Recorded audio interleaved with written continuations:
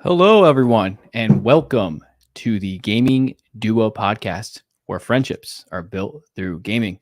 I'm your host for this week, Rob Garcia, and I'm joined by my co-host, as always, Kelvin Rolone. How you doing, Kelv? What's going on, buddy? How you doing? And this week, we got a surprise for you guys. We have a guest. His name is Carlos Nerdaday Rodriguez. How you Yeah. doing, Carlos? Thank you for coming on. Whoa, Thank you for having me, gentlemen. Thank you for having me. It's going good, man. I'm doing good. Really excited when I got the invite for this, and excited to talk about some news. Well, if you guys don't know who Carlos is, he hosts a podcast called Nerd Today, and he talks about gaming just like us. For the most part, I think your latest episode is you going through the gaming awards, right, and going through the nominees, right? Mhm. But not only are you a host of that podcast, you're also have another podcast called Chaosbringers, right? Yeah. It's a Final Fantasy retrospective podcast, where we were going through the numbered Final Fantasy. So it's me and my co-host Frank and Harv from Point of Progress. So we're going through those little by little. Next episode should probably be in January, where we do Final Fantasy 4. Look forward to that. Ooh, I hear that one is a lot of people's favorite. It kind of differs, like 4, 7, and 9, and maybe 10. I feel like It's definitely worth the hype. Without Yeah? giving away too much of that Okay. episode, it's definitely worth the hype. It's definitely like when people talk about it, they're correct. Like it's that good. Oh, So, real quick, Mhm. are you playing it via the Pixel collection or just okay? Yeah. So I picked that up recently, and I think Frank and Harv, because they have better computers than I, just started like upgrading my shit recently. I bought the Pixel remaster on Switch. So I've been going through them. I already played 1 and 2 before, but I replayed them for the series. But if you ever look up the podcast, don't be worried by the numbers because Final Fantasy 16 came out, so we just published our episode 16 because the episodes are in what game we're in order. So it's like I was just 0, 1, 2, 16, 3. Yep. That's awesome. So yeah, if you guys are Final Fantasy stands, go ahead and listen to that podcast. It's the Chaosbringers podcast. We will put a description in the link to the description for it below. And yeah, thanks again for coming on. Absolutely. We really appreciate you.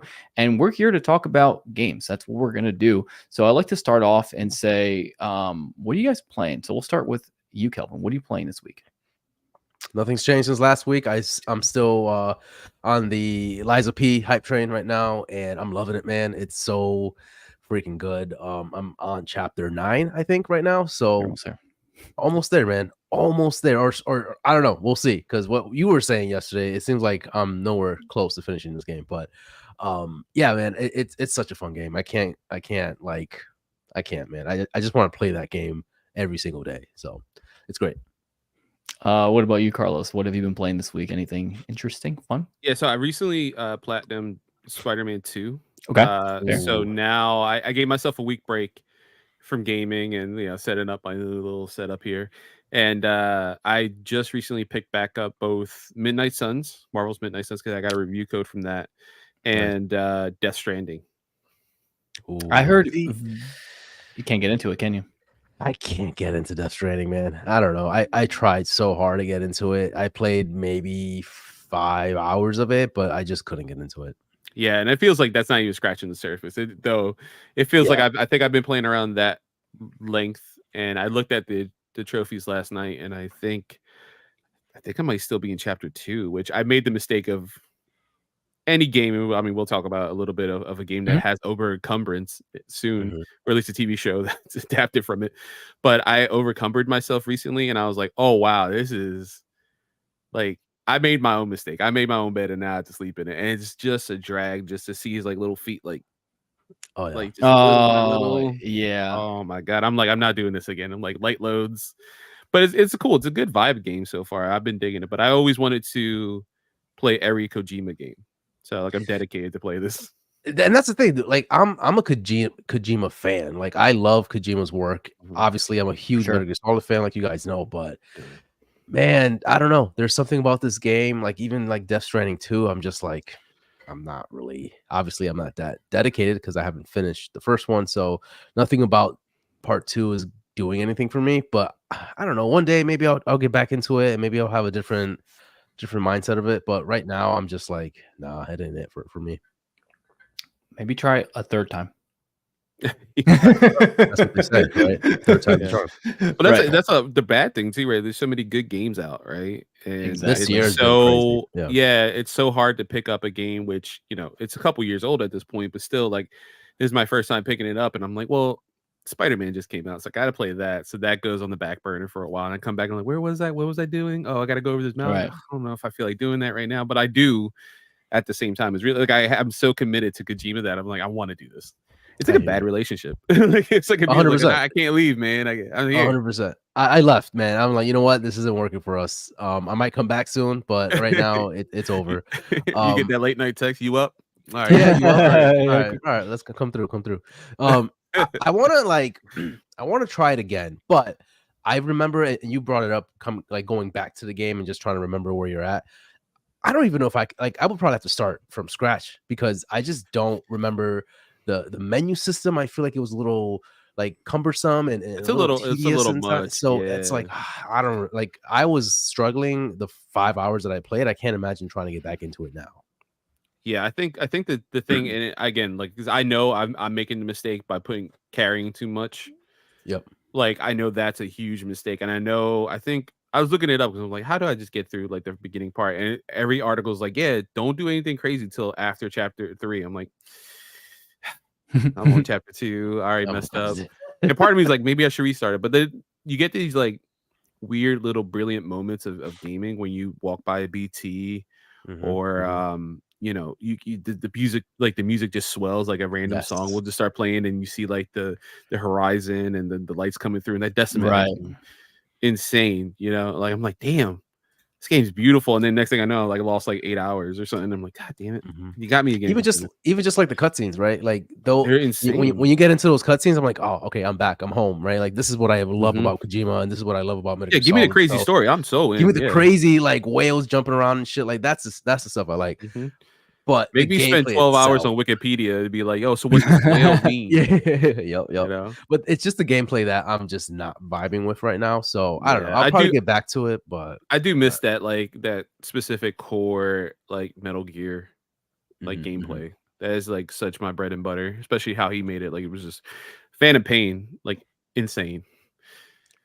Yeah, I mean, that's talk about like love-hate relationship, Rob, right? Like our relationship for that game is like we love that game gameplay wise, but butchered everything about it, in my opinion, as far as it just wasn't a finished game, and that's what it was, right? Like the story wise, it just wasn't a finished game. So that I can let it slide because of what was happening, right? It's crazy how good the game is for it not being done. Right. Yeah. Right. It's exactly. insane. And then that like I never got the twist at the end with Venom Snake. I never got that spoiled for me at all. I just beat it this year. I was like, wait, what? Okay. I would say honestly, if you're a Metal Gear Solid fan, if you haven't played Metal Gear Solid, I think that's like the best game to start out with. Like it's just you don't really need to know much about the lore to get into it. I feel like because it is actually kind of like towards the beginning of the lore, anyway. So I think that's one of the better games to start off in. I feel like if you like that, then do like what's the name, Snake Eater and Peace Walker. Yeah. See, it's kind of hard to go from like top tier gameplay to then go back to like normal Metal Gear Solid gameplay where it's like you're kind of taking back a step a few times. Right? Like, it's good, but what they did with Phantom Pain was like stellar. Like that was like peak Metal Gear Solid. That's peak espionage, right? So to go back to like Snake Eater or like Metal Gear Solid 1, you're gonna be like, oof, this shit's aged. Yeah. For me, what I've been playing is again Liza P. I thought I got to the end of the boss, and I did. I wasn't the end boss. It wasn't him. No. It was something else. So I'm not going to spoil that for Kelvin because he's going to play. I'm just going to let you know that for the last part, it's going to ask you to lie. So make sure you lie, or else you're going to get the crappy ending. That's just okay. I feel like I'm gonna get the crappy ending at this point because I'm an idiot, right? Liza P. I know it has a lot to do with Pinocchio. I'm trying to tell the truth here. I'm trying to be like, oh, this is, I'm trying to do all the correct answers. And then Rob kind of threw it at me yesterday. He's like, no, you're supposed to lie. Like this is the whole fucking point, Kelvin. I'm Okay, like, what happened? You know, no. shit, you're right. Like, yeah, you're right. I completely forgot about that. So I think it was like it's in the title. God damn it. Yeah, right. It's in the fucking title. Like, so I already butchered that, but we'll see. But the fact that we were both playing, and I was in my area, and Rob was like thinking he was finishing up the game, and then like the sound of disappointment when he's like, oh, I'm done. I beat her, and then he's like, oh, like I just hear the disappointment in his voice as he keeps getting close. I was like, oh wait, are you done or not? Like, why are you still playing? Because it's a Souls-like, right? It's not like it's gonna be easy, right? It's just it is what it is. But it's a fantastic game. I just downloaded Remnant 2. It's on Game Pass. There's actually, we'll talk about more of that later, but it's a Souls game, but like with guns. So I'm down. So it's on Game Pass. So I just downloaded that. It's a pretty hefty download. It's about like 70 gigs. I didn't know it was gonna be that big, but it's the big boy. Housekeeping real quick. If you guys could follow us on our Discord, we'll go ahead and link the to the server right here in the comments. Kelvin, if you want to do that for us and get a chance, he'll put the link in there. Also, kind of funny games. If you guys have never heard of them, they're kind of like our models in a sense, right? Our role models. They're kind of inspiration why I think a lot of podcasts are here right now. They are doing a contest right now, an up and coming contest. So they're going to highlight a content creator, much like ourselves. Carlos is also asking for a nomination for us. So if you want to go ahead and nominate him or the gaming duo or both, go ahead. You can go ahead and do that. And we would really, really appreciate it because it would help us immensely. It's like a dream come true, I feel like, right? It's just like I feel like to be with Greg and all them and Andy, that'd be like, is this real life right now? Like that would be insane. Yeah, getting flown out too, like that'd be absolutely crazy. One in a lifetime experience. So if you guys can please sign up and nominate Carlos and the gaming duo, that would mean the world to us.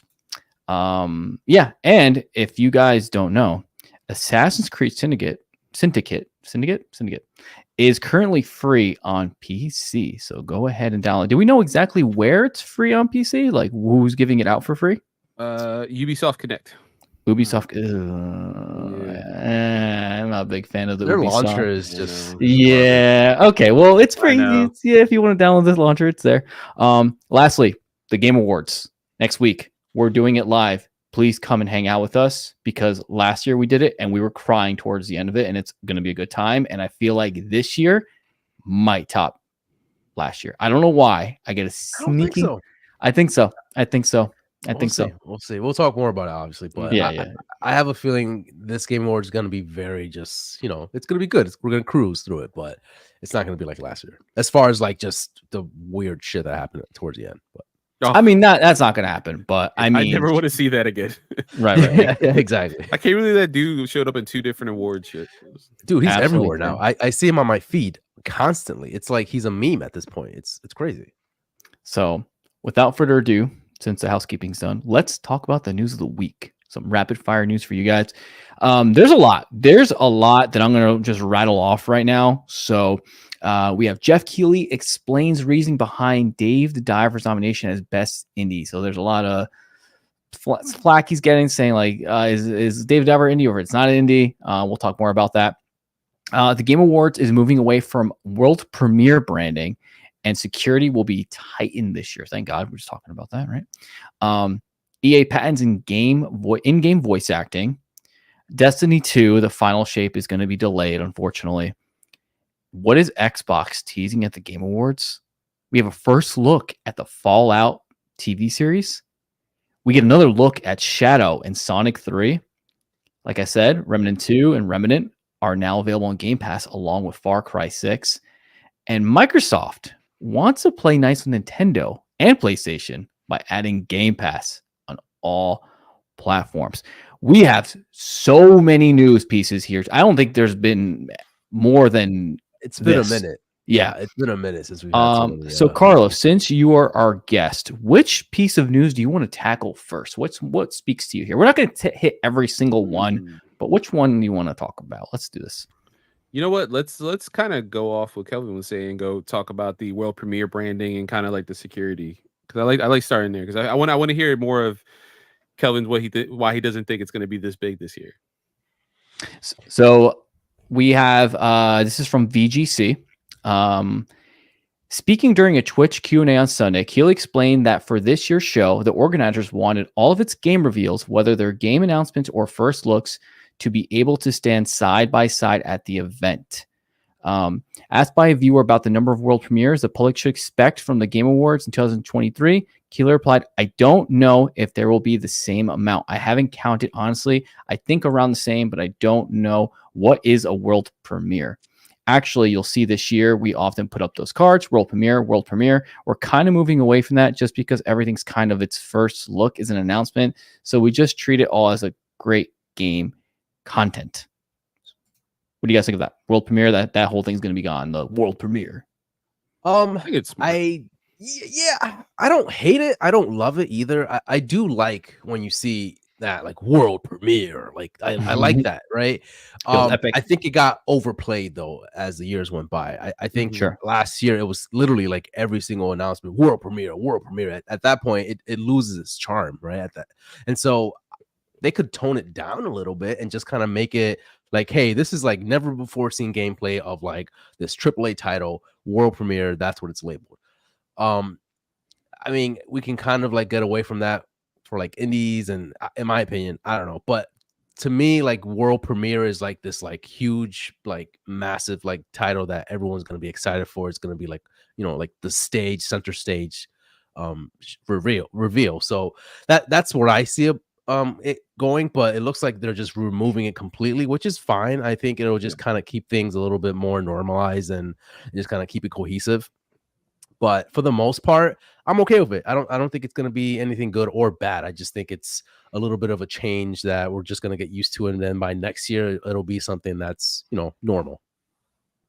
Yeah, I agree. I think like what Kelvin said, like when back in the day, like when you hear world premiere, I think we all associate it with like, oh my God, we're going to see Super Mario Odyssey 2 and the new Switch, you know, like that has gotten away with that. So if there's a little more context that Geoff can provide before showing something, he doesn't need to like be like, hey, this is the next game from like 343 Industries. Like it's not like you can still surprise us, but be like, hey, this is, you know, from Xbox, like check this out, you know, and kind of get us hype a little bit, but then we could tepid our expectations, because sometimes you would get a world premiere and it's like a tech demo for like, you know, whatever new engine that somebody's running. It was like, okay, like cool, that's the first time we saw like Fortnite in Unreal 7 or something. Oh, it's a world premiere technically, but at the same time, like I don't really want to see that. I don't care. Like it's cool to see it, but I got my hype went too high.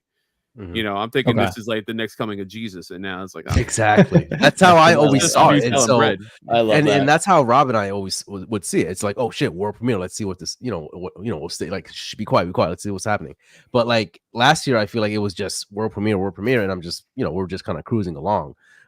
It does kind of, like I said, lose its charm. So I don't know if the right way to go about this is to just remove it entirely, or maybe modify it a little bit, just kind of change what world premiere means to everybody else. But like give it like, oh, if you hear first look, there's a first look graphic, like this is first look of like in-engine footage of, what the next, Halo is going to look like. So it's not gameplay, but this is what the world's going to look like. All right, cool. Now we know what engine it's running in and stuff like that. Like, okay, that's cool. But then it's like world premiere. It's like, oh my God, we're getting like Crackdown 4 and they actually made it good. Yeah, exactly. Yeah. I think the world premiere thing was just a branding thing. I think, with the Game Awards being newer at the time, right? Not saying the last year was new, but it kind of was just like, this is a big deal, right? This is this world premiere. We're going to make it epic.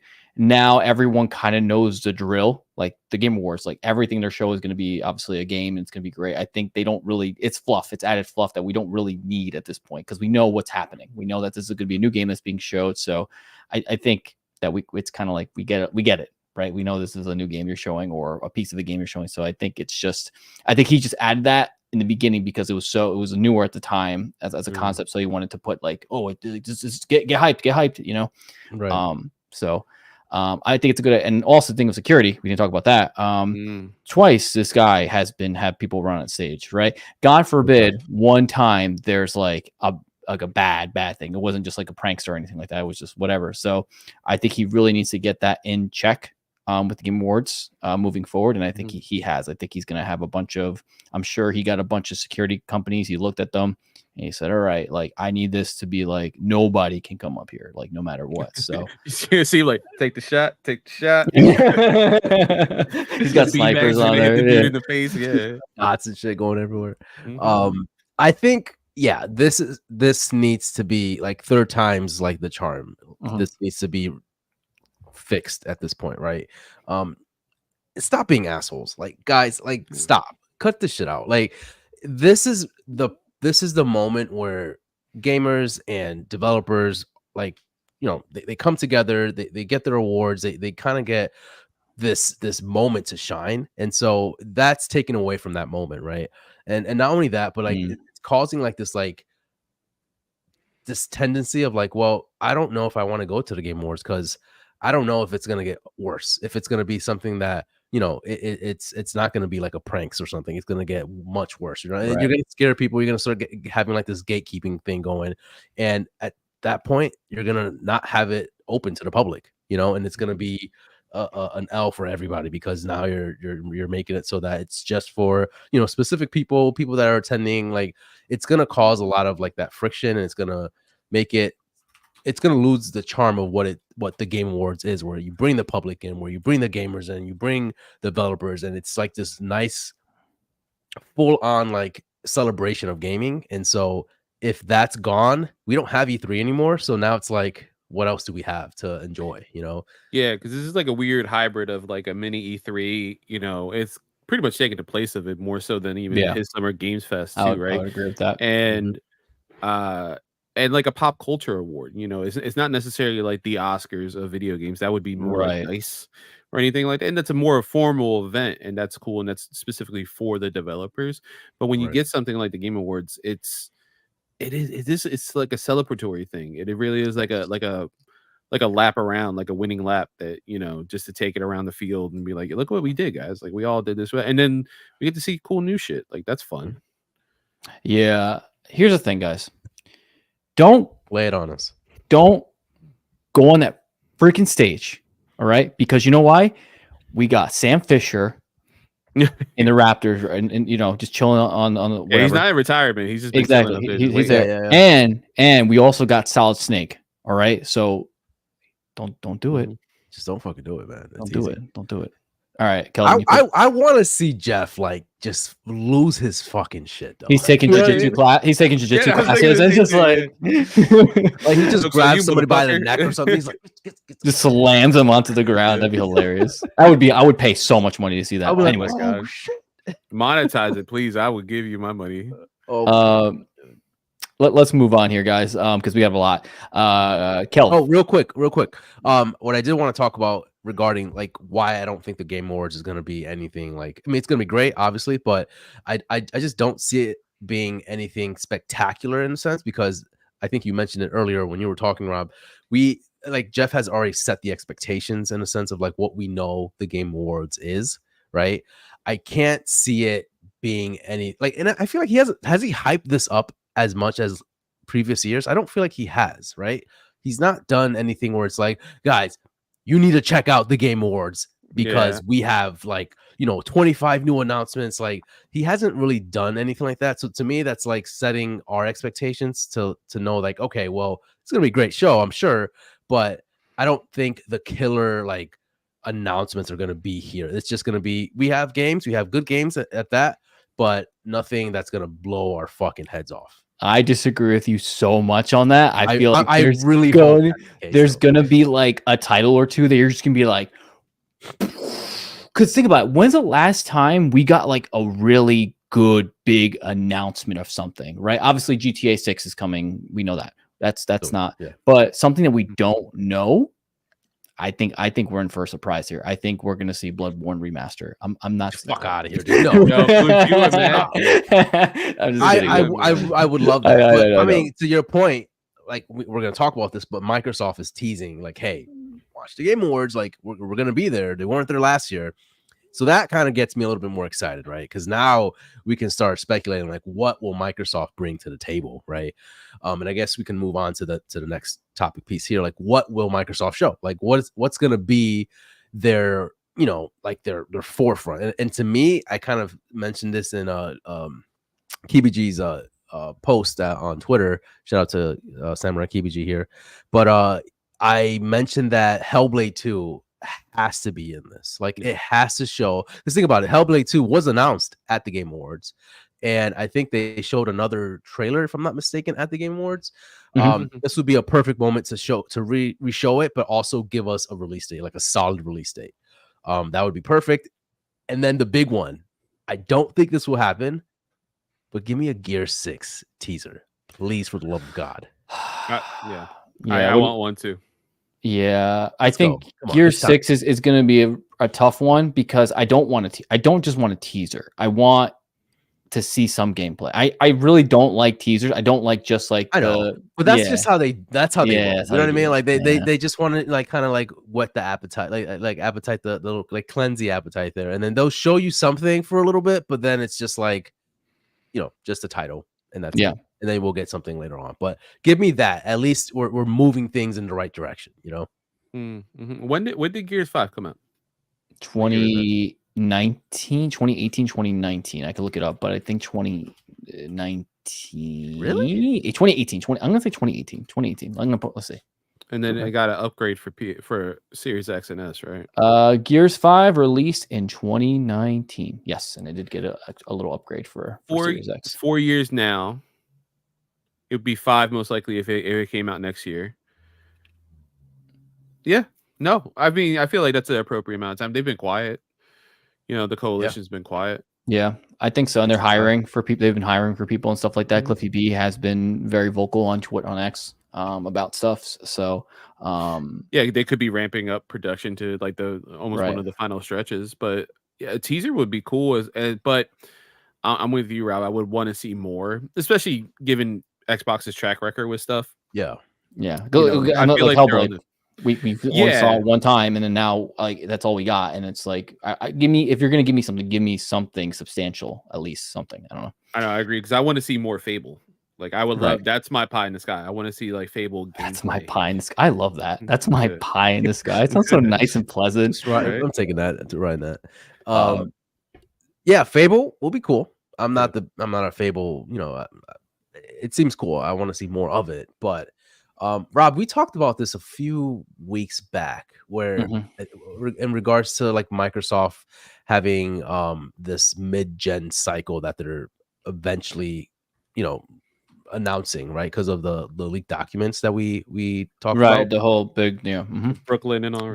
Yeah, Brooklyn, exactly. Yeah. Do you think that'll be on this? Like, do you think they would announce that here today, or at the Game Awards this year?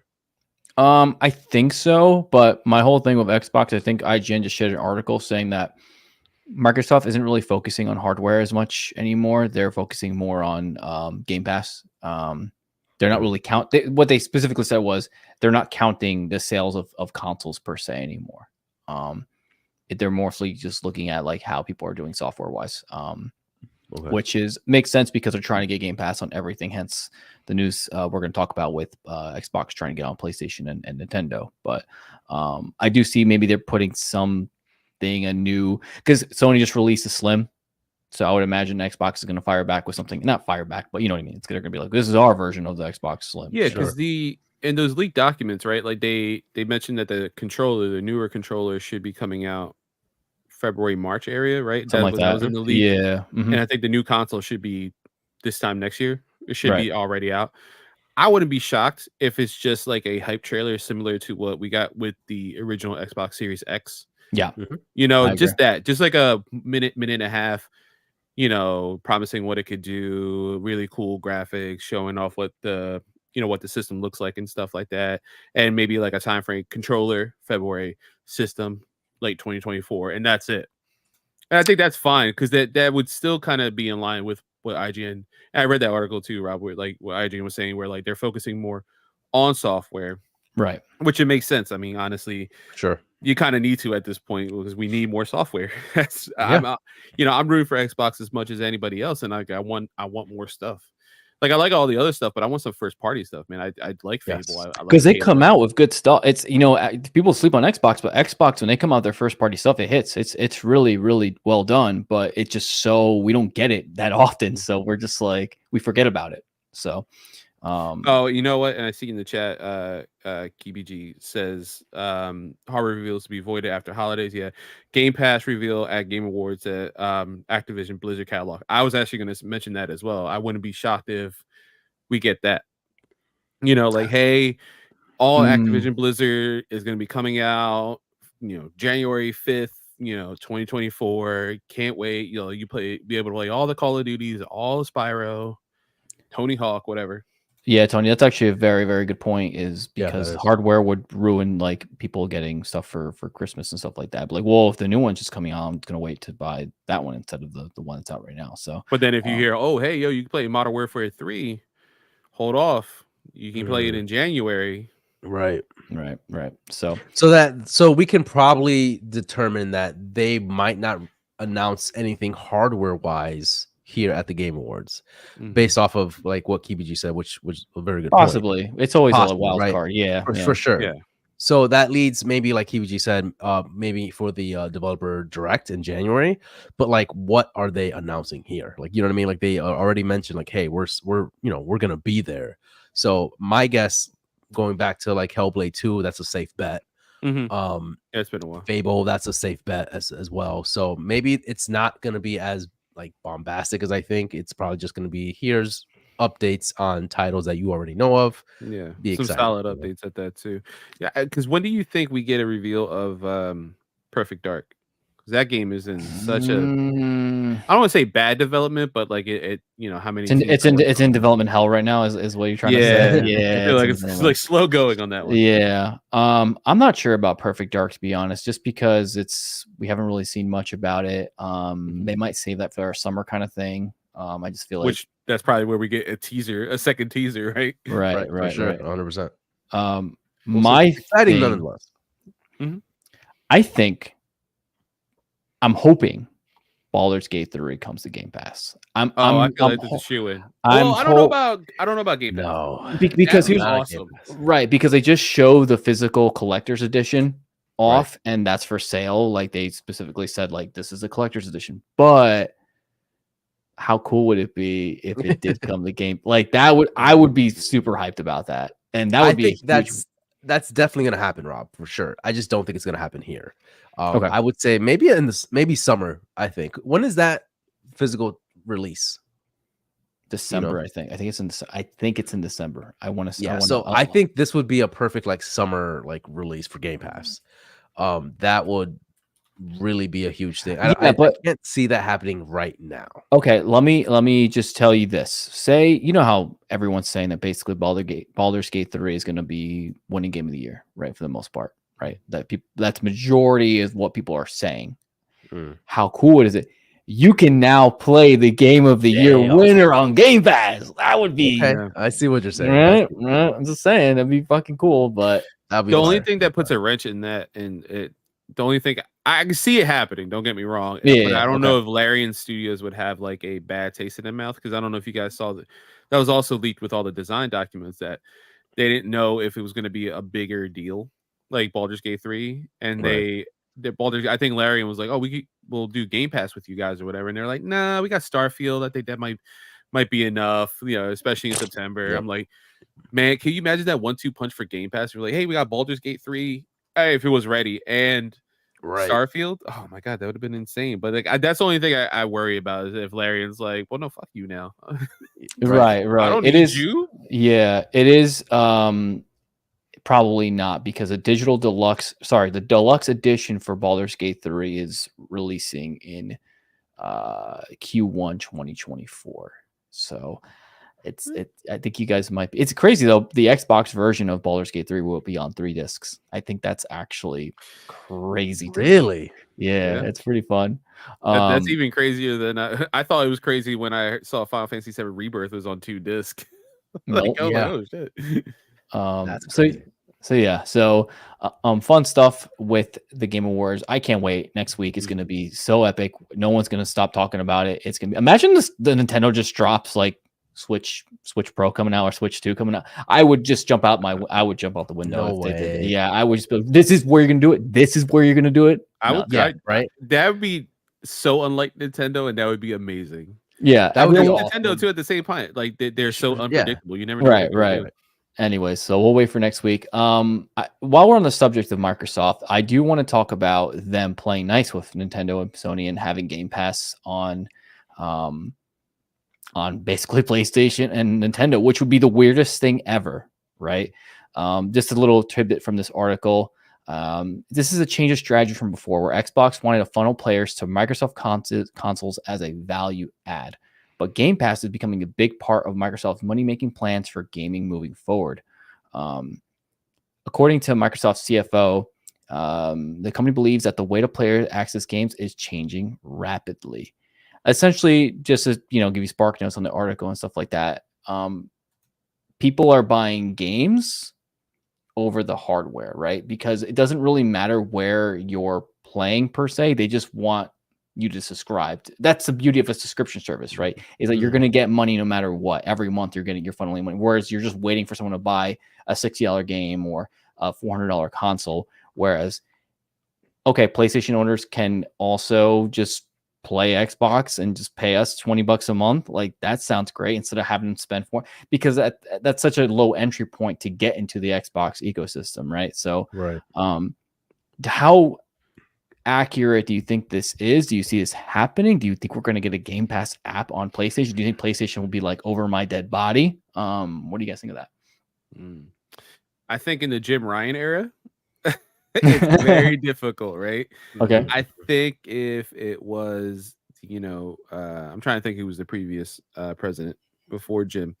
I feel like Sean Layton, right? Sean, I feel like would have been a little more up to it. I think he was. I think he'd be willing to play a little more ball with that. But I can see PlayStation doing it in some of the senses, right? So with the whole Activision Blizzard, lawsuit, FTC thing, and PlayStation be like, hey, they want to do this, they're going to take it off. The initial idea was, I think they wanted to give them like 10 years, like no matter what, like, hey, we promise you guys are going to get this.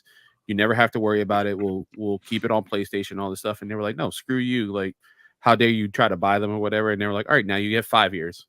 Right. So it's like that could break that, because then on year 6, you're like, hey, no matter what, you can still play Call of Duty.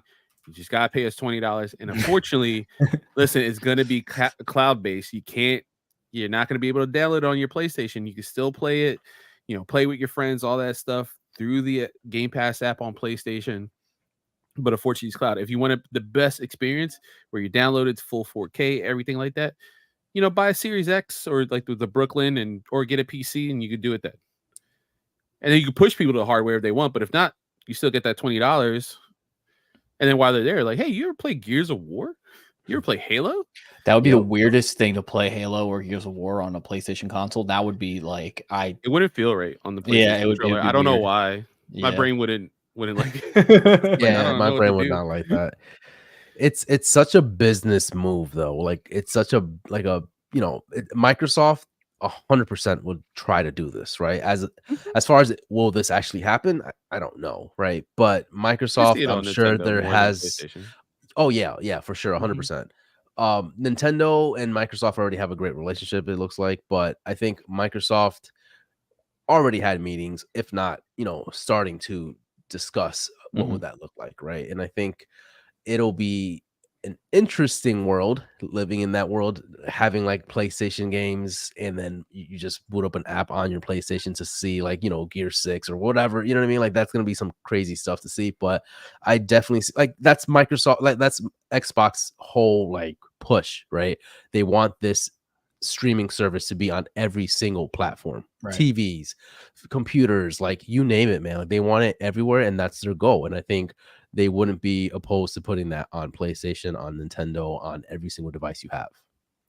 I will note too that in this age that we live in, where everything's distraction, there's just so much, selection, right? There's so much thing to choose from. oh, am I going to play my PS5? Am I going to play my Switch? Am I going to play my Xbox? Am I going to play my PC? Whereas if your Xbox Game Pass is basically on every single one of your devices, it's going to be so easy to pick up the Xbox games or go through Game Pass, right? If it's just all right there versus being like, well, maybe I want to play Spider-Man 2, but I can also I'm in my living room. I can just like pick up and play some Fable whenever it comes out, or you know what I mean? So it's just like for them, I think it's just the ease of use and just making it so easy for you to jump in and play Game Pass. And I mean, today when Revenant 2 came out, I was just like immediately, I was like, oh, I'm going to Game Pass and download it. And I downloaded it immediately. And that was just like a draw because like that's their whole strategy. I think they're really trying to get out of the hardware space. I don't think they want to be in a hardware space. I don't think they make a lot of money off hardware. They make the money off of the subscription service. They essentially said they want to become the Netflix of games. And I mean, as a gamer, if I'm paying $20 a month, $15 a month, however much it is now, and I have access to basically like, what is it now? Like over 500 games at least minimum, right? Yeah. At the palm of my hand, and I can even I don't even install them if I don't want to. I could play cloud based, which is not, I mean, it has its latency and whatever, but it's not terrible. No, it's not. It is very, very hard to beat that value compared to, say, PlayStation Plus. PlayStation Plus kind of sucks compared to Game Pass, I'll be honest. Not gonna lie. Not gonna lie. Yeah, no, you're not wrong there. Yeah. So I think this is a great strategy they're going for. I think it's the right strategy. But again, I want Microsoft to focus on their first party exclusives because that's just what that makes them Microsoft, right? Yeah. Can you imagine though, like the hype trailer for that? Like I can see it right now. You're playing Xbox, like you have like, or you're on PC, right? The guy's playing Halo. He's like, I gotta go to bed. Wakes up, gets a text message from his friend, like, yo, you want to play in the morning? He's like, oh, I gotta take the train into work. Pulls out his backbone. Like they show a backbone, like all the people that they party with, right? Shows a backbone, throws it on his like iPhone or Android, starts playing Halo on the train right there. Gets to work. He's like, all right, I gotta work for a little bit. And then he's like on lunch and he's like, all right, pulls out the backbone or like a laptop or something. And he's like playing on there. They just show every little thing, right? And then he gets home, he gets to his buddy's house. He's like, oh, you don't have an Xbox? You got your PlayStation. It turns on the PlayStation. Like that would be insane, dude. To see that commercial. You fucking sold it. Holy shit! Like right there, that would be a fucking insane commercial. But how do we do the chat? How do we talk to each other? Oh wait, there's Discord on all the consoles now. So like, yeah. Oh so my God, that would be insane. What an age we live in where this is a possibility. Let's stop talking about Xbox. I feel like we've been talking about Xbox for a minute. Let's talk about Shadow being in Sonic 3. Them shoes. Oh, dude. So apparently they are taking inspiration from Sonic Adventure 2 Battle for the next movie, which I am just like, Sonic Adventure 2 Battle on the GameCube was actually probably one of my favorite games on there. And this is, we have right now, if you're an audio listener, you can't see it, but we're showing up an image of Shadow and what his shoes look like. And it is so good. It is like to the T, like what it should look like. I'm a huge fan of their shoes. What about you guys? I am too. Actually, at first, like that's what I saw first, and I knew I didn't even see like the body. Like I didn't even see that it was Shadow. Like I just saw the shoes. I'm like, oh, I know who this is. I'm so hyped. Oh yeah. Like I didn't realize. Also, why the shoes? Like why the sneak peek of his shoes? Like what is it that? Like why not just like a full-fledged like, you know, like just Shadow? You know, why the shoes? I don't get it. Well, I think the statues aren't that great, right? I think they're okay, but like they have like a weird face, right, to them. Am I wrong? Because these are like the live statues they put in like in place when they're filming. I think they had maquettes like worked out, almost like I see. Oh, I didn't know that. I believe, I think it's just a straight up like maquette that they keep on set. We're like, hey, so this is how tall Shadow is. Like, I see. Yeah, that makes a lot of sense. Like, why would they show if it's just a standing face? Yeah, it does make sense. But I don't know if it's like the best face. You know, you probably want to show them the best like face wise. But like, oh, we could show the shoes. Like, that's really detailed. Yeah. I really do love the fact that they kept these shoes because in the game when he would run, he was almost like gliding because he had like the boosters, like their little boosters jets on those shoes. So, the fact that this is taking inspiration from Avenger 2 Battle, where I don't know if you guys remember the last fight, but like they both turn freaking like Oh Super my Saiyan God. and like go in Oh my space, God. and it's just like you have the Our music. favorite Sonic game. Oh my God! Yo, And if they have to have Crush 40. Oh my God. Oh yeah, they have to. I mean, they've been doing an amazing job. I love both moves. I really do. I've been a Sonic fan all my life, and I legit love 1 and 2. I think they're really good movies. They're really fun. My kids love them too. Like we enjoy it in the family, and they did a really good job of doing that fine line of like, all right, listen, we gotta appease this to kids, and not just kids that like know about Sonic, but like just regular kids. So we're like, not too much Sonic. Here's some more human stuff. And 2 was straight up like, nah, here's gun. Here's here's this, here's that. There's a couple of adult jokes, but mainly just Sonic, Knuckles, Tails, Robotnik. And I was like, wow, this movie is insane. Like I love 2 so much. And then that tease at the end, I was like beyond hype. And now I'm thinking, oh my God, we might have like Super Sonic versus Super Shadow with Crush 40 playing in the background. The music's been impeccable in all the movies. So like, even if it's not Crush 40, I want like an orchestral version of like, Into the City, Escape the City. Oh my God. Like, dude. can you imagine? Like piano or some shit? Please. Oh my God. That would be amazing. These movies are just getting man cry. better and better and better. Right, really like are, man. Sonic 1 was good. It was a very solid movie. Sonic 2 was even better, right? I imagine that Sonic 3 is going to be even, because it's very difficult for the sequel to be better than the original, I feel like, for the most part, at least for movies, right? But here, these movies are just like, I don't know. I'm pumped. I'm so stoked for this movie. Shadow. Now, Let's go. When does the TV show come out? Knuckles. Is that before or after this? Knuckles. When is Knuckles? That's a good question. Because this is like this time next year. I'm like, oh my God, man! Like, I thought like Knuckles was next, and then this. Right. That's interesting. I don't know. There's just been hitting. Sorry. No, I was just gonna say while Rob looks into that, if he is, I think I don't know. Did you watch, Carlos, the Netflix series Sonic Prime? Here we go, Sonic Prime. Jesus. Yeah. No, I'm actually on the last episode. Fire, today I'm on the last episode. It's decent. Yeah, it's so good, dude. Like okay. So with the amount of Sonic shows out there, this one has like the production on it. Like, I'm like, holy shit! Like they did a really good job. Like just even like the fights between Sonic and Shadow are like really fucking good. I'm surprised. I was really shocked how well done it was, and the voices are pretty decent. Like the newer voices, like I want the Jaleel White. Sure, like, don't get me wrong, I grew up on that, but like or Roger Craig Smith. But yeah, I'm really digging it. Like I like the new cast. I like Nines. I like him, him slowly like warming up to Sonic. Now there's been a couple decent jokes. I like what they've been doing. My kids love it, so that's always on repeat. Matter of fact, I was watching it with my kids, and then next thing I know, I was like, I happened to put on the next episode. And it was like 2 episodes ago. My son goes like, "Oh, this is what happens." I'm like, "Wait, did you watch this without?" Did you watch it? He's like, "Yeah." I'm like, "Bro, we're supposed to watch this together." Like, it's a family, man. He's like, "No, just like your mother." Late to the game. We're on season 2, man, and it is really good. Like, it's really good, man. First of all, season 1 was on repeat for like a good month, like solid month, constantly. I think Rob came over to my house at one point and it was like on repeat. It was just playing in the background. Yeah, it was just playing in the background. But season 2, man, like again, I think people are sleeping on Primal because I think it's a really good adaptation to like what Sonic is too. So. The good thing too when you get Sonic Prime and stuff like that is when you have like a good game that can go along with it.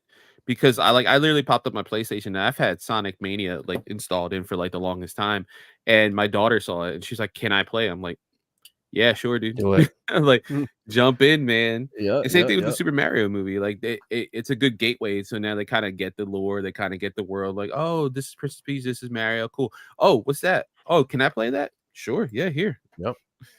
Perfect. You have time to watch Sonic Prime, but you don't have time to watch Cyberpunk Edge Runners. You don't have time. Oh, it's so good. That is fair. Cyberpunk is so good. I'm telling you, watch it. It's I one had of a the whole best week animes. off and still have yet to do any of that. I'm telling you right now, after this podcast, go watch it. Go watch the first 2 episodes. Yeah, watch the first 2. You'll be hooked. I watched the first 2 episodes and I was like, yeah, this is good, but I'm not like at the edge of my seat yet. You know, like I don't get me wrong, I love it. It was good. Whatever I watched, was that really ending good. hits hard. I would say after like episode 5, it's just like, You just cruise through it. It's just so good. Anyways, last thing I want to talk about news wise is EA patents in-game voice acting. So basically, EA wants your voice in their games. Players can now provide sample speech, which is used to create character voices. So I don't know if you ever, whenever you do a character creation, it always tells you what kind of voice you want, and you get the you get to pick with those type of voices. Now they want you to record your voice so your main character will sound like you, which to me is an absolutely insane amount of customization. How cool would it be if you were speaking in the cutscenes? It's such a. It's scary. It's scary. Yeah, it's weird. That's the only thing. No, that's the only thing. Now, someone as me who's like an aspiring voice actor, and you know, I haven't started my classes yet, but they're there. They're in my inbox. I got it. It's coming. It's coming. But maybe next year. Yeah, you know, maybe by this time next year. Yeah, I'm in an anime. You guys, I'm in Edge Runner season 2. There you go. There you go. See, spoilers. God damn it. But like, I just worry it's gonna put people out of work. You know, this is such a slippery slope after SAG after. It's gonna take the guy going, out of work. Come on. Listen, it won't man, take the guy that guy who does out. Rick's voice needs to do something.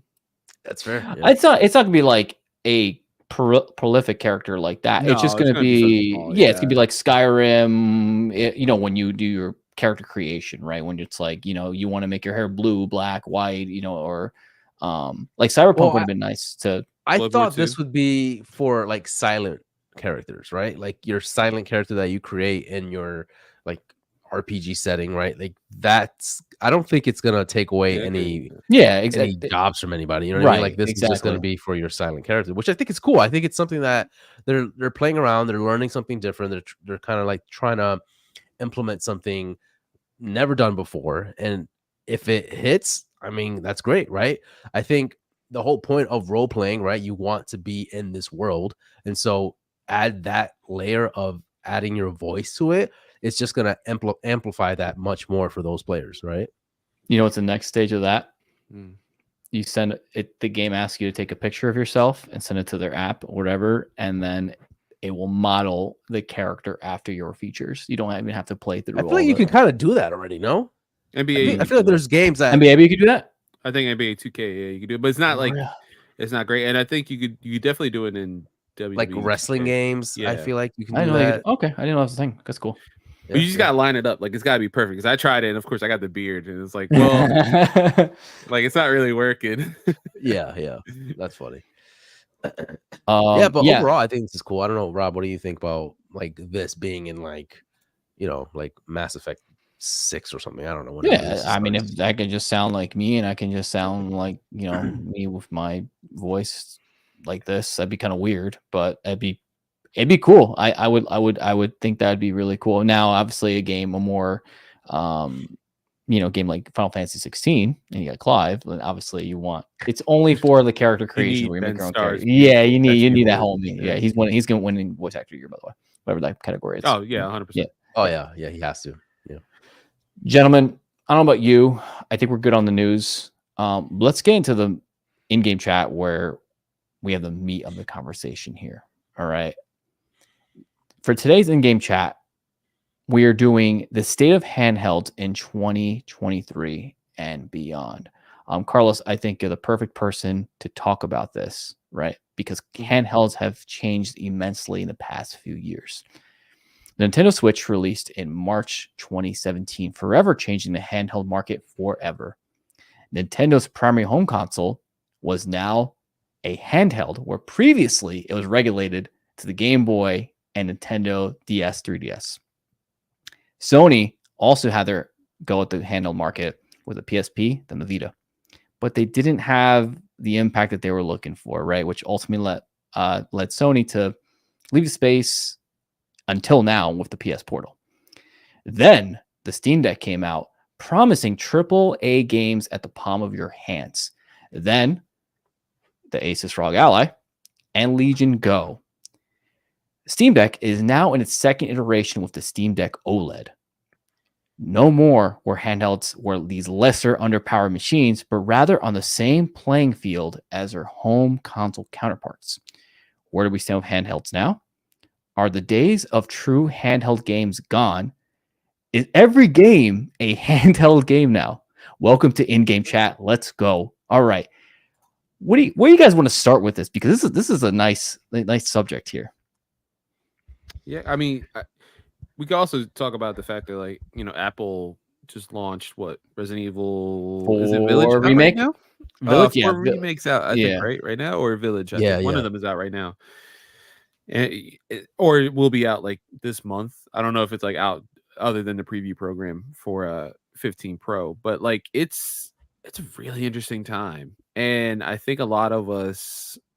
You know, I come from the days where like the Game Boy launched, the original Game Boy, and then you got stuff like a Game Gear. Where back in the day, obviously because of just straight up batteries, that thing like ate them. It ate them so much. And I mean, the graphics were amazing. Don't get me like I remember Lion King to this day. Like it was just like the console version.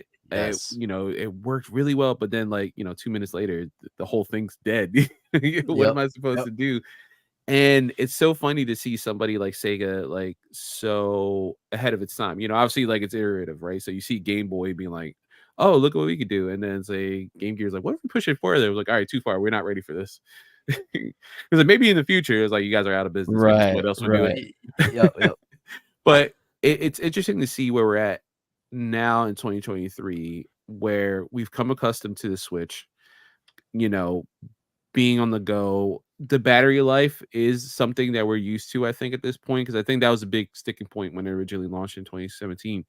They're like, "Oh, you only get like 3 hours." Like, I don't know if that's a lie. But like, bro, what are you doing for like 18 hours that you need to be on your handheld? Like, plug in at some point. Jesus God, go touch some grass, man. And also on top of that, like what we've played so far with the Ally, with the Steam Deck, like I love the battery life with like the Switch, because compared to everything else on the market, it's like it's rough out there. You know what I know? And yeah, you just I know that Ally is like what 3 hours? Right? It's 2. It's not even that. If that, it really depends on what you're playing. If you're playing like you're emulating like an older game, then you can get probably around 3 hours. But if you're playing, P eats, dude, it just hour 20, hour maybe. and a half tops. Yeah, if that. Yeah. But that's all you kind of need if you're at home. But if you're taking it places, it's not that great. Yeah. So I will say when I'm traveling, I don't like bringing the newer handhelds. I don't like bringing the high powered ones. I don't like bringing the Steam Deck and all Asus ROG Leech and Go. They just don't. They're big and they don't travel well and they just die. Whereas the Switch is, I know I'm going to be playing. I'll be able to go off a charge for a while without it causing me any issues. But I don't want to carry a battery pack. I don't want to carry. I don't want to do all that, right? And have to. I'm going to imagine better. Where I'm just put a Switch in that. So that was kind of like the one thing I did miss about the 3DS era. I think the 3DS and SP were probably the 2 best handhelds ever because those things lasted forever, and you could just close it, and then you're back on your thing. Yes, man. I such fond memories, man. I remember literally like beating Metroid Fusion while I think it was literally like the best episode of WWE SmackDown was on. Like I was doing both at the same time. I was like, man, what a time to be alive. I wonder if it's gonna get better. Yep. Actually, it will get better. You know, I remember playing Dragon Ball Z. What was it, Kakarot or something for the SP? That's when I first got it. Oh, like Legacy of RPG Goku. one. Legacy of Goku. Yes. Oh, it's so good, man. Oh, what I an was underrated like, this is the life. Like, can you like press the button and it lights up? The screen lights up. I'm like, dude, where are we? This is ahead of its time. You know, game changer to be able to just plug it in. You know what I mean? Not worry about batteries, just plugging it in and just walking away, let it charge overnight. Like I had that thing in my pocket all the time. Rob said you just close it up like a little, it's like a little laptop. Pocket thing. A little laptop, pop, boom, that's it. You're gone. Oh my god, that was such a beauty of a handheld, man. Beauty. Yeah, that's the only thing with nowadays, like with you know, you got to make sure you get a case. Thank God when you get like the ROG Ally and the Steam Deck, you get a case with them. I think it's kind of crazy. I was watching a review of the Legion Go today, and you don't get a case. Wait, you don't get a case for the Ally. Really? The Steam Deck, you get a case. They give you a really nice case, a beautiful case. With the Ally? The Ally, they give you nothing. Oh, you get a flimsy. Yeah. Yeah, you get a You little get flimsy The stand. Legion, you get one. Yes, the Legion you get That's it, one. you get one, and the Ally, you don't. That's nuts. Yeah, they have like a slip-on kind of case thing that's like $40, but it sucks compared to the other ones. And yeah, it's just Are there any third-party ones now out? Now that it's been a while. Oh yeah, I think there's something. Yeah. Oh, okay, that's good then. At least. the one that Um, we have is I love it. I love the case. That it's we not have. really a case. It's more of like a It's like a bag. traveling bag. Yeah, sure, Yeah. but it's awesome. Like it's perfect. But yeah, so now that we see the Steam Deck, we see the Asus ROG, we see the Legion, and we see these more high performance stuff. Do you see everyone kind of leaning towards that? Do you see Nintendo leaning towards that, or do you think Nintendo's like, nah, we're just gonna stick to like more on the low underpowered side? Because everyone's screaming for a Switch 2. They're like, the Switch 2 needs to have this, it needs to be 4K, it needs to be this. But it's like, well, if you want that stuff, it's not magic, right? Like they can't just like make that happen. Like you're gonna have to compromise somewhere. So for me, I rather have higher battery life, better battery life than have like the better graphics, at least for a handheld. And for Nintendo games, they do their thing. But I don't know. What do you guys think about that? Do you guys want like a 4K Switch? But if it gets like 2 hours of battery, like I don't know. No, This is a yeah. Go ahead. sorry, go ahead, Carlos. No, I was gonna say like I think it depends on what everyone thinks of was a good sweet spot hour wise, right? Because to me, I think a 5-hour console, I think that might be okay. As long as it has also like maybe a fast recharge time. Something that can charge up. Let's say you get like 20. Nah, I don't want to say 25. Let's say like maybe 50% in like 30 minutes, something like that, something crazy, maybe something fast. As long as you do something like that with the consoles, I think 5 hours could be like a good sweet spot. And if that's the case, I don't know if I necessarily need like I definitely think we need new hardware for Switch. I think we definitely need That's 100%. It's old now and at I this point. think now with DLSS what it is and FSR2, I think that is going to be the thing that's going to help propel Switch back up, to like all these newcomers are coming in and they're kind of not taking over the market, but they're like the new hotness. Everyone's talking about them. It's in their mouths and stuff. The Switch is there and everyone still loves it. It has a great game library. That's the other thing too, right? Can we still have that same library when it comes to Switch 2? As long as that's the case, I think as long as it's better and it's good enough, I think a lot of us are going to be like, oh yeah, hands down Switch, not an issue. I know, but like with the Steam Deck and the Asus ROG Ally, I can play any game I want. Essentially, I could play literally. I could play anything I want on that, right? And like I said, the battery life is probably the only issue, but I don't want to lug this thing around. What I'm saying is I kind of miss the days of having a separate handheld that was like not really this power hungry thing where it was just like super easy to like put in your pocket and go. That's why I think the PlayStation Portal is such like a weird concept to me, because it's a handheld, but it's not like a true handheld in a sense. Like it's like a very weird... dependent on your PlayStation, your internet. But it's so funny because I was like so not down on it, but like you see so many people so positive on it, and it's like, oh, it's sold out right now. You can't buy it. You literally can't buy it right now. Insane. And it's like I thought, everyone would be not on board with this. Like I just assumed they just sent it out to die because like it's a weird concept to think about. When especially if you have a backbone, right? And you guys have a video on your channel, right? Like you showing off like you guys can do remote play. Like you don't need a portal. You guys can just do it on the Steam Deck. You guys can just do it on the ROG Ally. Let alone, emulation. I don't know, but it's not as seamless on those things as it is on the Portal. Portal makes it very easy, and that's where Kelvin's at. Kelvin's like, I don't want to have to download this other thing, then download this thing, and then trick the thing into thinking it's this. So I understand from that point where the Portal's just like just sign into your PSN account, and then we'll find your PS5, and then you're playing your PS5, right? So the ease of use is there. I just don't know what the future holds for these consoles, right? For example, the Steam Deck is not that old.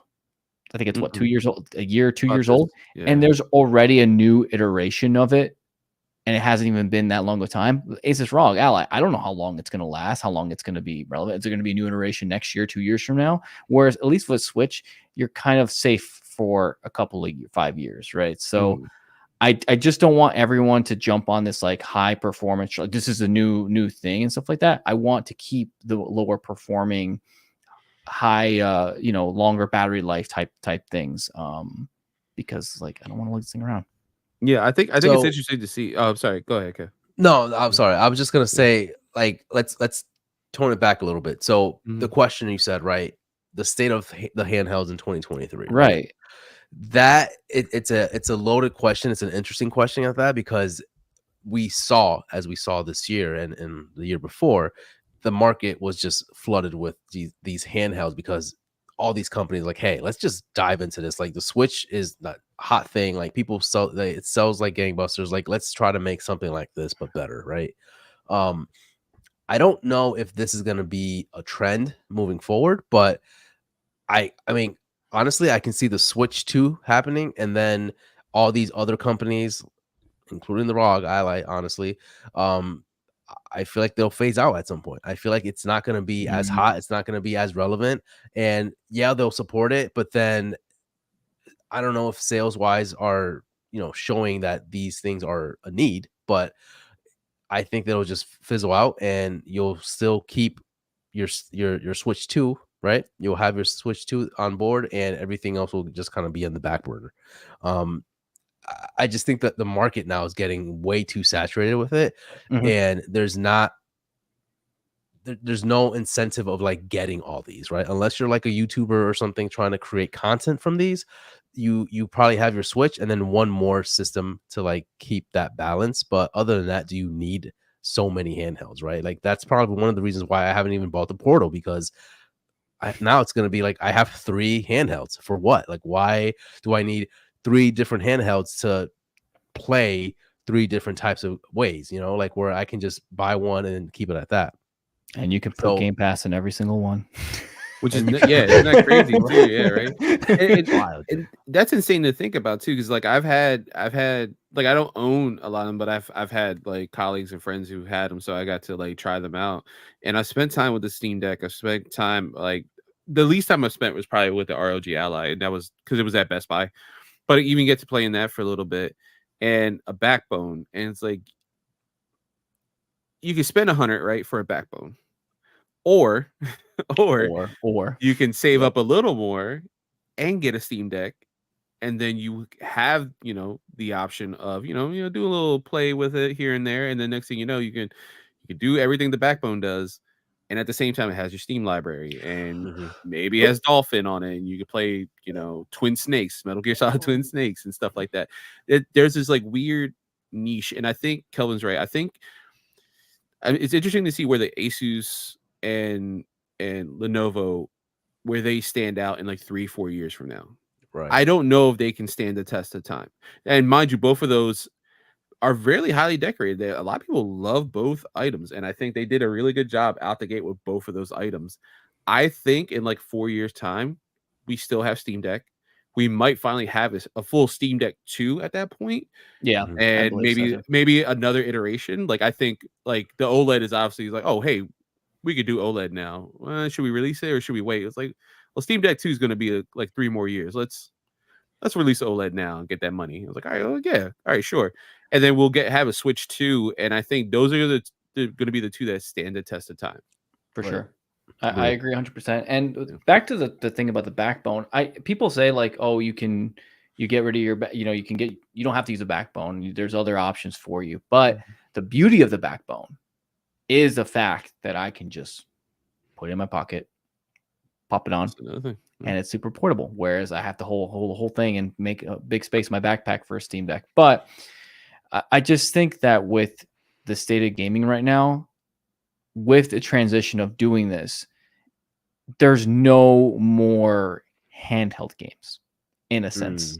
They don't exist anymore, right? Think about it. Like, when's the last time there was a separate game for a console and a handheld? Not since the 3DS. Are you counting Switch though? Are you? Is that?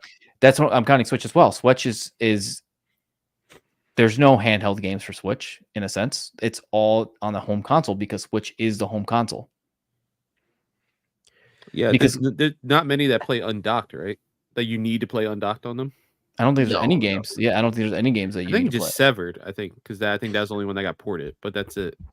I don't know. Yeah. Like Dread comes to mind. Like Metroid Dread is not like I get what you're saying 100%, Mhm. but Okay. like that 2D side scrolling kind like that gives me that feel of a like a handheld title, like a handheld game.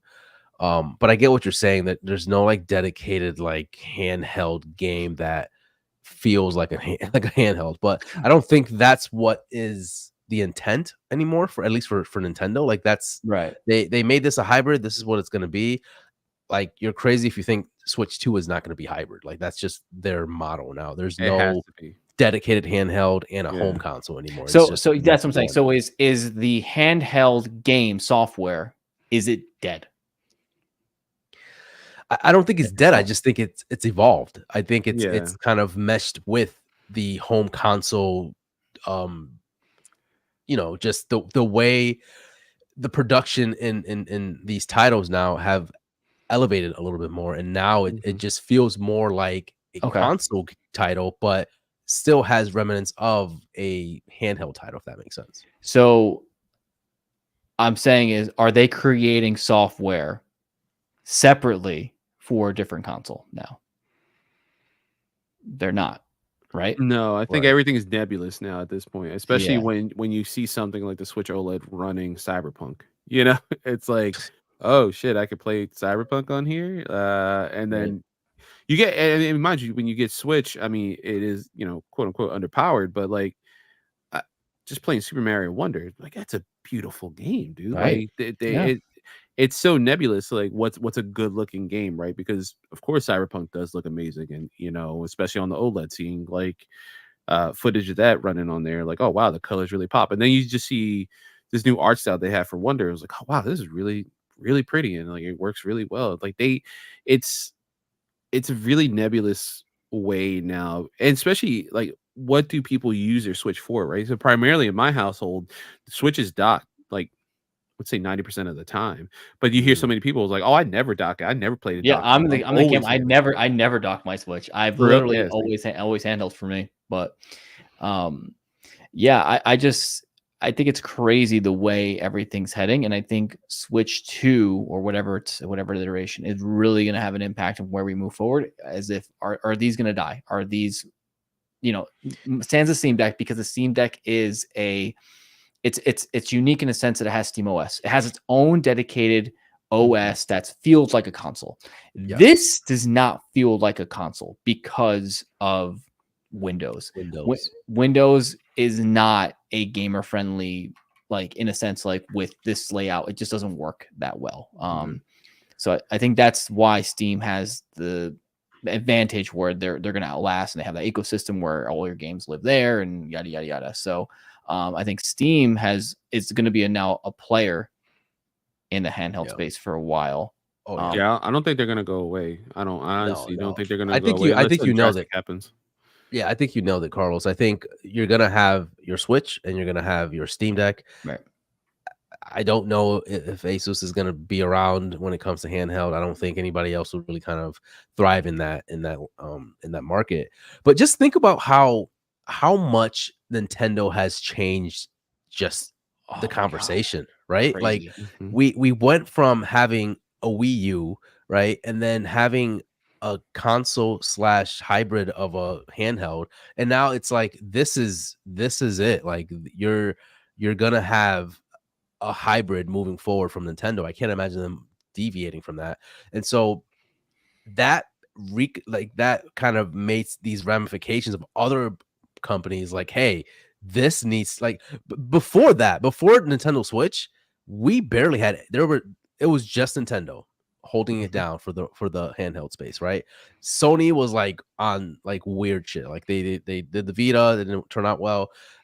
Besides that, nobody was there. Now you can see everybody just trying to get into that, take a piece of the pie. So Sony was like, oh, we gotta like make separate games for this thing. What do you It's like, mean? We're not gonna do that. Yeah, Like You know what that's people are gonna want? Cell coverage. Like, nah. yep. You yeah, know what people nah. want? A back touch plate. No, I'm No. okay. But does that show? So now releasing the Portal and how well it seems like it's doing, is that Surprising. showing that, hey, Sony can still get it? Like Sony can still make a handheld and have it thrive? Or is it just the convenience of playing your console games on the go, technically? It's weird though, because can you really play it on the go for something don't- that's portable? You can't really play on the go because you're But that's the tethered thing. to I've the seen internet. so many people on the plane. I don't know how true this is, but they're on the plane. They're like, hey, I'm playing Spider-Man. Look at me. Like, I've seen people test it out, and again, I don't know if it's true or not, but on the internet, I've seen people just try it out in different places. They're not home, they're outside, they're doing something else, and it works. Yeah. That's why it's like I want to just pick someone's brain that actually has a Portal and just see like, hey, like, does this really work? Is this magic? Like, what's going on here? Because the more I hear about it online, the more I hear about it on Twitter, I really kind of want to try it out. I want one, right? Because for me, PlayStation is my go-to console for the most part. And so if I'm able to play that like at home, or even if I just go somewhere else, look at that baby, it's beautiful. I would love that. That would be ideal for me. But I'm just, again, it goes back to having like 3 different handhelds, separate handhelds. It's like, do I need that? It's such a convenient time to be a gamer, but it's also the most stressful time because there's so many options now, you know? It was interesting too. Was that I recently took a trip to Orlando in October, and I got to mess around with the backbone a lot in that trip, and that's the bulk of it. And I was like, oh, you know what? I'm gonna remote in, and I forget what I was gonna try Death Stranding on remote in with the PlayStation, and I mean, we had hotel Wi-Fi. It wasn't amazing, like it wasn't the best, and it Sure. chugged, and there was a lot of latency and stuff, and it kept like, hey, you don't have a great connection. I'm like, oh yeah, I know. Then I would pop into Game Pass, xCloud, and that ran way better. And obviously, we know that Microsoft has that infrastructure for that, and they've dedicated time to that. I think with the Portal and maybe what PlayStation is starting to do now with, you can stream games in system. Like I think you can stream. I tried it recently. It didn't work well. I can tell you that. I tried. My kid wanted to play a Ben 10 game that's on PS5, which they're still making Ben 10 games on PS5. Hey man, and so I was like, "Oh, you can stream it. I don't feel like taking the time to download it if you're not gonna like it and take up space on my thing. Why don't you try it?"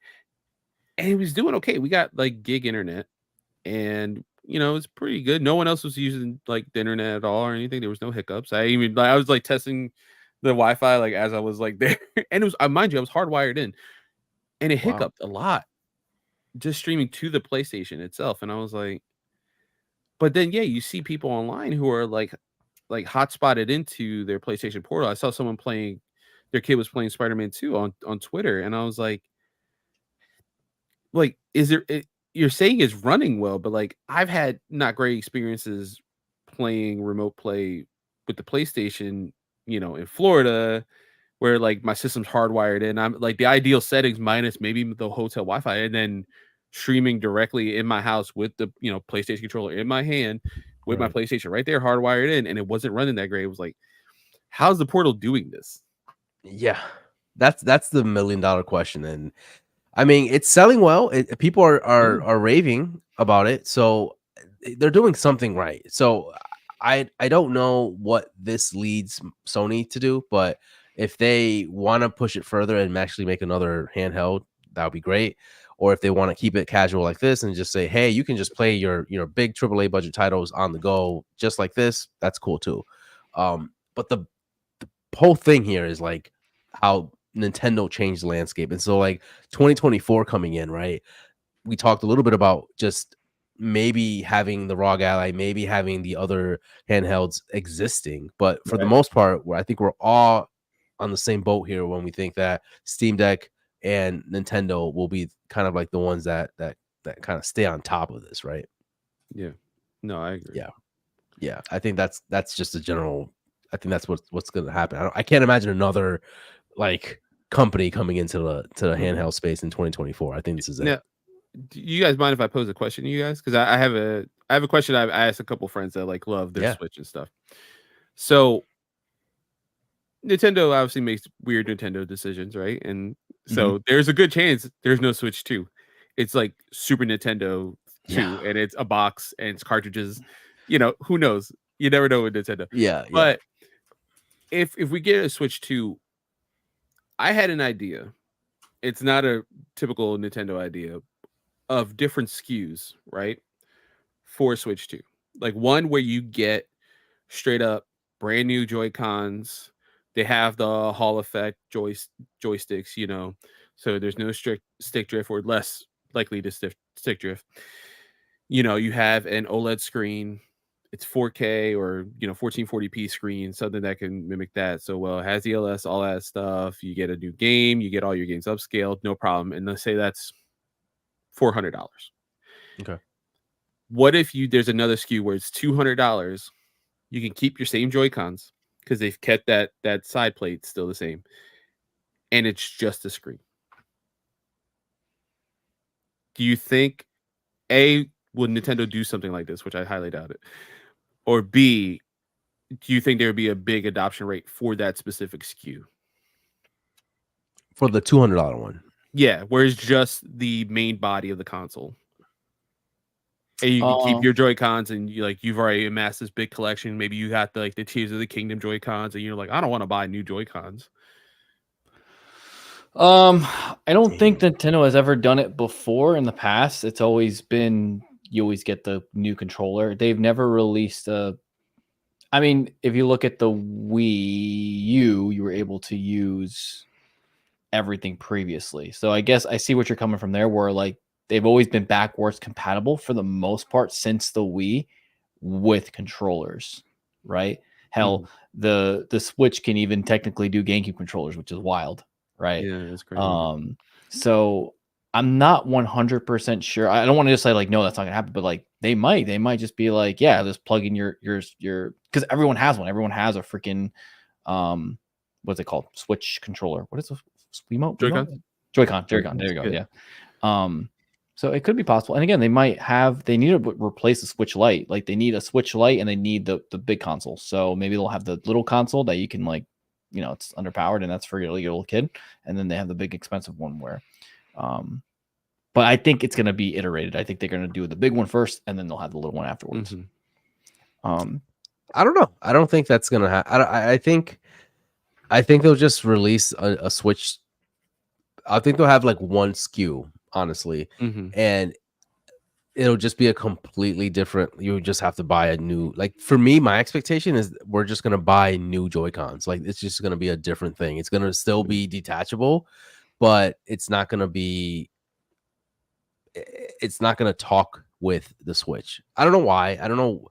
Because you're right, Rob. They haven't done that in the past, right? Like you're able to use the other controllers to play your systems, but for some reason, I'm just like there's an inkling that's telling me this is gonna be like a transition of going from Switch 1 to Switch 2, but it's gonna be different Joy-Cons. Like the controllers themselves are gonna be different for some reason. Yeah, it's gonna.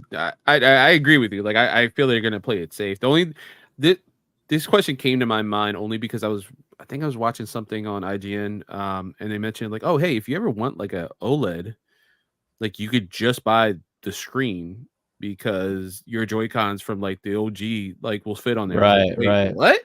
Like I thought it didn't. I thought there was different Joy-Cons. I never realized that you can just use the same ones. I don't know how I missed that news, and I was like, wait, that happens. Like it'd be cool if they did a Switch too. You could just buy the console, the body. Buy the console. That's actually really nice. You don't have to worry. Like you cut on the cost a little bit on yourself because you already have the Joy-Cons instead of having an extra set. But yeah, that makes sense. I like that. One last thing with handhelds is, I don't know about you guys, but for my experience with handhelds, when you would be out and about, right, and this is kind of where I want to leave off. When you were younger, at least, you saw a lot of people with Game Boys, 3DSs, right? Playing them, right? How often do you see people out in public with Switches Asus ROG Ally, Steam Decks. Do you see as many people or kids playing those as much as you saw when they had a 3DS or Game Boy? Definitely not. No. 3DS was everywhere. Switch, I've noticed occasionally, and it always kind of surprises me when I see one in the wild for some reason. I'm like, oh shit, like the Switch. But never have I seen a Steam Deck or an OLED or Asus ROG. I've not seen any of those in the wild, and I don't know. Again, it's one of those things where they're handheld games, but I feel like people play or handheld consoles, but they're mostly just used at the comfort of your home. If that, you know what I mean? Like I feel like you can just take it anywhere in the house, relax and play. But I feel like the Switch, it's more portable in a sense. Where, like you were saying, Rob, the other competitors just don't feel as portable. So that's what I'm saying. What I'm getting at too is are handheld consoles now becoming more home consoles in a sense that like people don't really, because if you think about it, a Switch is not that cheap, right? It's like $300 for a new Switch. So you go out in public, you don't really want to risk doing that. You could get the Switch Lite or $200, but like it's still hefty. Right. Whereas back in the day, a Game Boy was like 100, DS was 150, right? 200 tops. So like it's just changing. It's just changing now where like I love when they advertise like people on the train using their Switch and they're like in the airport, like let's play Super Smash. What'd you say? Once. I think I've probably seen that like once. Right, but they advertise it so heavy that people are actually going to be out and about playing these things, and you don't actually see them playing these things like you used to with the other handheld consoles. So I think that's a big shift of like people are actually just home playing them. They're not actually they're on their couch handheld or in their backyard handheld. So yeah, I think the whole like internet thing and the remote play, it will take off because most people are playing their handhelds home. Yeah. Yep. Yeah, I think it depends also too with the company. I think we're gonna see. That's why I actually also picked Valve and Nintendo to be kind of the ones that will lead off and kind of be the only ones standing at some point, because I feel like they're the two who will dedicate the most time, energy, and resources to make sure that if it's not even a hardware iteration, that software wise it works. Because I mean, how many of us were so worried about Tears of the Kingdom before it launched? Like, there's no way this game's gonna run. Like, dude, this thing's been out for like 4 or 5 years. Like, this thing's gonna chug, and you turn it on, and I didn't even think about that. I was just lost in the game. Are you kidding me? Like it and mind you, the game just starts off too. You're like, wait, what? What am I doing? I'm already in the cave. What happened? I'll tell you right now too. You boot that Switch up in 5-6 years, it's gonna be the same experience. It's gonna boot right up and it's gonna be easy. Yeah, because they like their software people just know what they're doing, and that AAA games, like other studios. That's why some of them don't know, like they're not that great, but Nintendo has that special sauce, and they know how to work with their system specifically. That like I mean, who knows? Maybe 5 years from now, there's a Asus ROG Ally 7. And they actually dedicated the time and energy, and they figured out, and they worked with Nintendo, with Windows, and they got all like the little bugs figured out, Windows 12 or whatever. It's like, okay, maybe, but I could definitely see Steam being like, all right, we really got to work on software. Like, we got to make a specific update this year, like whatever Steam Deck OS 5.0 has to hit these certain markers, so it's easier for people to load up games, like and pick a game profile, like stuff like that. Like I think that's going to be the thing that is going to differentiate them, and it's going to be easier too to have them in the wild at that point, I think. Right, I think so too. With that, guys, we're going to go ahead and enter discussion. Carlos, thank you so much for joining in. Thank you, guys. This was a fantastic discussion. Please, guys, follow us on every streaming services. We're everywhere. We're going to be live next week, as we said, for the Game Awards. So please join in on that. Anything else, Kelf, before we head out? No, man, this was great. Thank you, Carlos, again for coming in and just hanging out with us. Yeah, nothing else, man. I think you kind of went through all the stuff in the beginning. So definitely, like you said, just check us out on social media, Discord. We also have a Discord channel. Just check that out as well. A lot of our gaming news goes through there, and we just have a great community there. So definitely check us out there. Carlos, where can everyone find you one last time before we head out? Yeah, absolutely. So my name's Carlos Rodriguez. I'm your doctor recommended dose of nerdiness, aka your Nerd Day. You can find me over youtube.com/nerdaday, where I have the Nerd Day podcast, Nerd Day unboxes, all that jazz, Chaosbringers, and then as well, we're on a little bit of a hiatus. We should be coming back soon, but I also have a wrestling podcast called Apron Work Podcast. Fingers crossed. We have to link up because he works night shift, I work day shift, and we try to like link up. And CM Punk just came back to WWE, so we have to film something. that might be our episode 100. But yeah, we should be coming back soon. And if you're somehow watching this, for me, like, give the Gaming Duo a follow. These guys are awesome. Thank you guys for having me. Thank you. Appreciate you. Thank you guys so much, and we will see you next week for the Game Awards. Good night.